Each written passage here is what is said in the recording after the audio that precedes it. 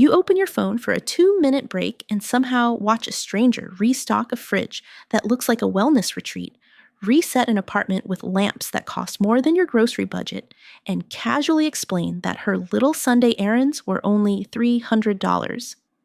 Then you check your own bank account and suddenly your perfectly normal life feels embarrassing. Not broke enough for a crisis, not rich enough for peace. Just stuck in that sour middle where you technically paid the bills, but one influencer pantry makes you feel like you are losing at adulthood, so you start narrating your own life like evidence against you. The couch is too old, the lunches are too repetitive, the savings account is too small. Your clothes look fine until your feed reminds you that fine is apparently a personal failure with bad lighting. And because this feeling is private, you call it discipline. You tell yourself you are bad with money, behind everyone else, secretly immature. Maybe just not the kind of person who gets ahead. But this is not a math problem first. It is a comparison problem wearing a bank notification. Your feed is not showing you normal. It is showing edited spending, hidden context, sponsorships, debt, family help, business write-offs, refunds, camera angles, and the one clean corner of a life that may be chaotic everywhere else. This video is about how that turns into money dysmorphia, why it can make you spend or panic even when your numbers are not hopeless, and the private scoreboard that gets your brain back into your own life. Money dysmorphia is not an official diagnosis, but the pattern is real enough to measure. Your felt financial position gets distorted, and then the feeling starts making decisions before the numbers do. In a Credit Karma survey, 43% of Gen Z and 41% of millennials said they experience money dysmorphia. Among people who reported it, 82% said they feel behind financially. The wild part is that some still had real savings. Feeling behind did not always mean being objectively ruined. That matters because your brain does not compare you to a spreadsheet. It compares you to what feels available, visible, and repeated. If you see one luxury haul, you may roll your eyes. If you see hundreds of small proof of success clips every week, your brain quietly updates the definition of normal. Normal becomes the apartment with matching glass jars. Normal becomes the weekend trip. Normal becomes the skincare drawer, the aesthetic groceries, the new outfit for a casual dinner, the creator who says she is on a budget while unboxing your rent. This is social comparison. Humans use other people to estimate where we stand. That is not stupidity. It is an old social survival system trying to answer a modern question. Am I safe, respected, included, and on track? The problem is that the feed is a rigged reference group. It does not show the income behind the purchase, the credit card balance, the family support, the brand deal, the return label, the unpaid tax bill, or the fact that filming consumption can be part of someone else's job. So if your brain feels behind after scrolling, that does not mean your life is proof of failure. It may mean your measuring tool has been hijacked. There are 7 signs your feed is lying to your money brain. Sign 1. Normal starts looking too cheap. You make coffee at home, rewear clothes, eat leftovers, split rent, and buy store-brand groceries. None of that is failure. That is regular life. But after enough polished content, regular starts to look like falling behind. This is how comparison turns responsible choices into emotional evidence of lack. You are not just saving money. You feel like you are being excluded from the prettier version of being an adult. Sign 2. Creator math replaces real math. A creator says, "This was such an affordable find, but affordable compared to what? Her income, her sponsorship, her city, her debt tolerance, her parents' house, the tax category she uses because content is work." Your budget cannot borrow someone else's context. A $40 item can be harmless in one life and a problem in another. The trap is not the amount. It is using somebody else's lifestyle as permission without seeing the machinery underneath it. Sign 3. Your bank app becomes a shame mirror. FINRA found that most banked adults use mobile devices to access checking or savings accounts. That means the bank app is not only a place where you check money, it is a tiny emotional scoreboard you can open while already feeling inadequate. After scrolling, the same balance looks different. Before the feed, it was a number. After the feed, it becomes a verdict. Sign 4. You buy proof that you are okay. This is the purchase that is not really about the object.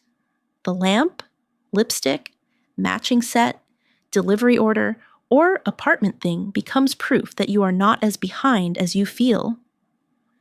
Research on influencer exposure connects social comparison and fear of missing out with conspicuous consumption. Translation. The object feels like a bridge between your actual life and the life your feed keeps presenting as normal. The problem is that proof purchases expire fast. The item arrives, looks nice for 10 minutes, then your feed reloads and invents a new gap. Sign 5.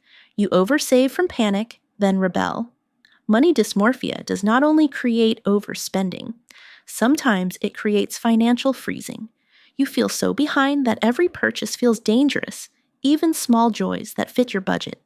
So you clamp down. No fun, no treats, no breathing room. Then, after 2 weeks of living like a punished intern in your own life, you snap and buy something just to feel human. That cycle is not discipline. It is panic followed by rebellion. Sign 6. Validation becomes part of the checkout process. Bank of America's 2026 Gen Z study found that 41% experience financial guilt at least once a week, and 40% seek validation from family or friends before or after making a purchase. That is the loop in one sentence. Buy, feel guilty, ask if it was okay, get temporary relief, then need the next reassurance. The feed creates the insecurity. The purchase tries to soothe it. The validation tries to launder the guilt. Sign 7. You confuse being influenced with being inspired. Social media money content can help. It can make investing, saving, debt payoff, and budgeting feel less intimidating. But it can also turn confidence into credibility. The CFP board reported that many Americans question online financial information monthly, yet many still turn to social media for advice. New America found that young adults are often navigating financial content in spaces that reward confidence, relatability, repetition, emotional appeal, and shareability. In other words, advice can feel true because it arrives at the perfect emotional moment, not because it fits your numbers. Here is the cruel part. The more you try to spend your way into feeling caught up, the more you can delay the private security that would actually make you feel calm. You buy the thing because you want to stop feeling behind. But if the money came from your emergency fund, your credit card, your rent buffer, or the tiny amount you were going to transfer before payday, the purchase does not close the gap. It moves the gap behind a prettier object. And then the feed makes the object ordinary again. This is why the shame is so sticky. You are not only upset about the money, you are upset because the purchase was supposed to change how your life felt, and it did not. So please hear this without snark. You cannot build peace by obeying a comparison machine. The machine does not have a finish line. If you upgrade your apartment, it will show you a better one. If you buy the bag, it will show you a closet. If you save $10,000, it will show you someone your age buying a house with a vague caption about gratitude and no mention of family money. Your feed is allowed to be endless. Your financial life is not. It has rent, food, debt, savings, income, time, energy, and trade-offs. That is not embarrassing. That is reality. And reality is the only place where money can actually protect you. The fix is the private scoreboard system, not a fantasy budget, not a no-buy challenge designed like a personality transplant. A scoreboard that tells you whether your actual life is getting safer. Pick 4 numbers. Number 1, monthly surplus. After bills and necessary spending, did money stay with you? Number 2, emergency months. How much time could your savings buy if income got weird? Number 3, debt drag. How much of next month's income is already claimed by past decisions? Number 4, automatic proof. Did a transfer, debt payment, or investment happen before your mood got involved? These numbers are boring on purpose. Boring is the point. Visible spending is loud. Private security whispers. You need a way to hear it. Then add feed friction. Before you scroll shopping, beauty, apartment, travel, or rich life content, check one private metric first. Not to punish yourself, to anchor yourself. If a post makes you want to buy something to feel less behind, use a 24-hour pause. Put it in a note. Write the feeling next to it. Not lamp. Write, I want my home to feel adult, not dress. Write, I want to feel chosen at dinner, not planner. Write, I want my life to feel under control. Now, you can solve the actual job. Maybe your home needs one warm lamp, not a full apartment identity crisis. Maybe dinner needs a clean outfit you already own. Maybe control needs a 15-minute money check, not a new notebook pretending to be a system. Next, audit the feed.